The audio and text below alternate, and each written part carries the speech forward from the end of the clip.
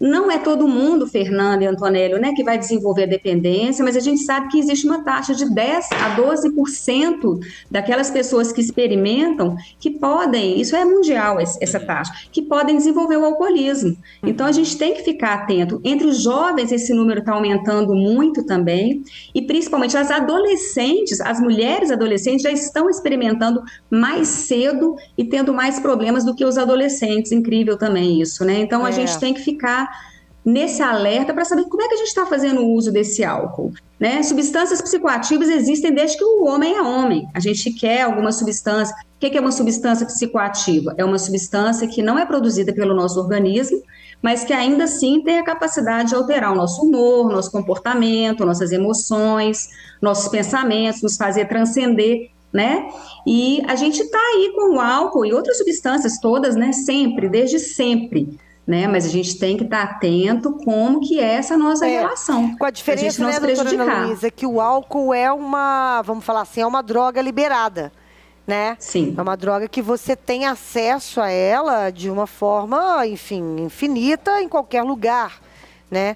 As outras substâncias psicoativas, elas são mais complicadas, vamos falar assim, né? Sim, mas sim. O álcool não, né? Ele está aí disponível para qualquer pessoa, para qualquer idade, inclusive. Fernanda, porque por mais que você tenha a história dos 18 anos, tem bar que a pessoa não está nem aí para quem que ela está vendendo. Ia falar justamente isso, porque na prática, na teoria é lindo, né? 18 anos, só a partir de 18 anos. Mas tem estabelecimento que você vai que você consegue comprar. Uma criança compra. Claro, o pai manda a criança, vai lá no bar e compra cerveja para mim, né? Claro. E normaliza muito o uso, né? Porque ele realmente está presente em todos os eventos, em todas as comemorações, em todos os locais. E aquilo que é fácil, né? E a gente não sabe quem que vai desenvolver. Então, assim, falando de uso, o que seria esse uso? Aquela pessoa que faz um uso esporádico, que não apresenta problemas maiores, né? É preciso a gente falar que, de acordo com a Organização Mundial de Saúde, não existe o uso totalmente seguro, isento de riscos do álcool, não. Mas existe, o Brasil segue um consenso aí da Organização Mundial de Saúde de um beber de baixo risco. Né? Então, o que seria isso? Pessoa que usa esporadicamente sem problemas. O que seria um beber de baixo risco? A Organização Mundial de Saúde, ela considera uma unidade de álcool 10 gramas de etanol. Traduzindo em miúdo, seria uma latinha de cerveja, uma taça de vinho ou uma dose pequena de destilados. Isso é uma dose de álcool, tá? E para as mulheres, então, o que seria um beber de baixo risco?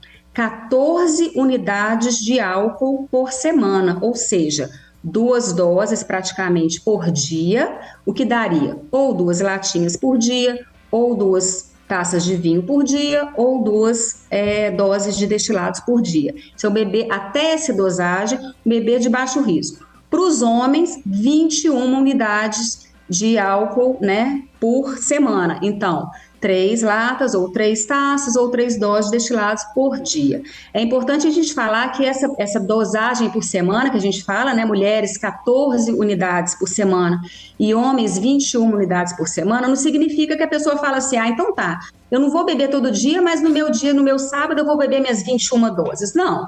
Não é isso não, né? Aí é o seguinte, se você faz esse uso esporádico, se você bebe mais da metade daquilo que é considerado a sua dosagem semanal, né? No caso dos homens, 21 unidades, se ele bebe mais de 10 doses numa ocasião, ele está fazendo um uso bastante abusivo.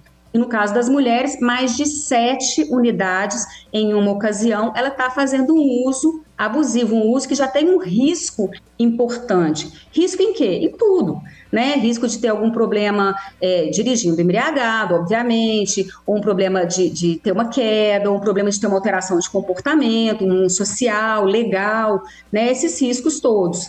Tá? Então, assim, o abuso... Agora, é importante a gente falar também, Fernanda, que a pessoa, para ser considerada um abusador da bebida alcoólica, ela precisa ter esse padrão de consumo de álcool no último ano, um padrão abusivo. Ela ainda não preenche os critérios de dependência, que eu vou explicar adiante, mas ela tem esse padrão de comportamento abusivo. Toda vez que ela bebe, ela ultrapassa a dosagem, ela já tem problemas de não conseguir cumprir compromissos do trabalho, rotina familiar, ela já tem problemas de ter brigas na rua, de poder cair. Uso nocivo é um outro termo que a gente usa também, quando já tem, inclusive, danos clínicos, né? Às vezes uma hepatite alcoólica por esse uso constante de uma grande quantidade de álcool, ou uma depressão que pode acontecer mesmo, né? Uma alteração mental causando uma depressão mesmo, por causa desse uso constante do álcool, mesmo sem ser alcoolista. A gente não usa mais a palavra alcoólatra, porque ela ficou pejorativa. Alcoolista é o dependente do álcool. Então, não é só o dependente do álcool, que eu falei que são os 10% da população, que vão ter problema. Esse uso abusivo, né, que saiu aí nesse estudo que eu falei no início da entrevista, ele traz muitos problemas, não só para a pessoa, como para familiares, para as pessoas da sociedade em geral, né? Engraçado você falar isso, doutora Ana Luísa, que na hora que você está falando sobre esse uso, sobre esse abuso de álcool, é muito parecido com o dependente, né? Quando você chega... Qual é o limite de você chegar a ser dependente? Porque causar problemas familiares, você, né, causar problemas de doença, isso tudo aí está dentro da dependência também, né? Não está ainda, Fernanda, pelo seguinte, imagina você, a gente fala que é um contínuo, assim, uma pessoa que usa, ela pode virar uma abusadora, dependendo, né, se ela for com aquele padrão constante, ela pode virar uma dependente. O meu marido, ele é psicólogo, ele é também especialista em dependência química, assim como eu, e ele costuma falar que é como se fosse à noite, né? A gente não sabe direitinho a hora que o dia virou à noite. Uhum. Se você perguntar para qualquer pessoa, você vai falar assim, que horas que virou noite? 18h38? Não, 17h37. A gente não sabe. Quando se assustou, virou noite. Então, o dependente, o abusador, ele pode sim virar um dependente. E quais são os critérios, então, de uma dependência alcoólica, para clarear um pouquinho mais? Primeiro deles, Fernanda, compulsão ao uso.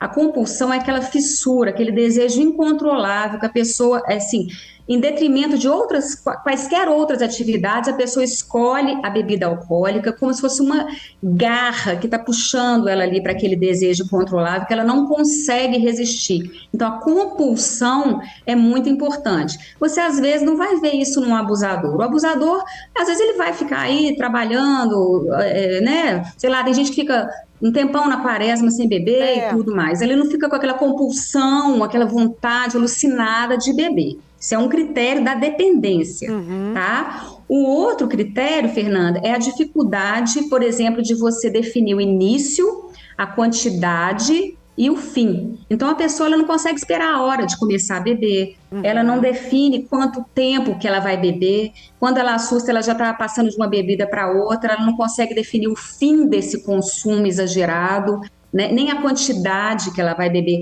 é a falta de controle absoluta da pessoa em relação à substância. Então, a substância ela é a principal na vida daquela pessoa, ela não consegue parar de beber para assumir um compromisso que ela tem importante no trabalho, ou que ela vai buscar um filho na escola, ou que ela tem... Não, o consumo toma grande parte da vida dela, não só para iniciar, para beber e para se recuperar dos seus efeitos. Aquilo ali vira uma roda viva, né?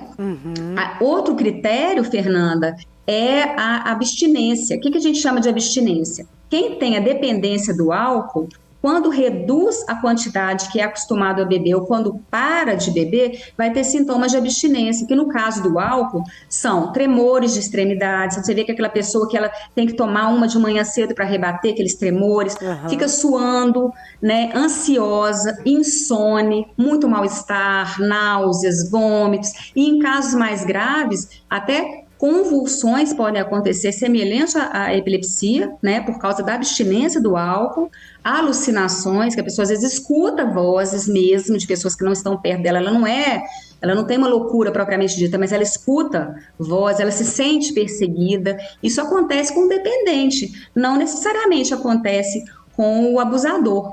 E um outro critério muito importante é a tolerância. A pessoa que ela bebe constantemente num critério de dependência, o organismo já fica tão tolerante àqueles sintomas do álcool que ela vai ter que usar sempre uma quantidade maior para ter os mesmos efeitos de antes.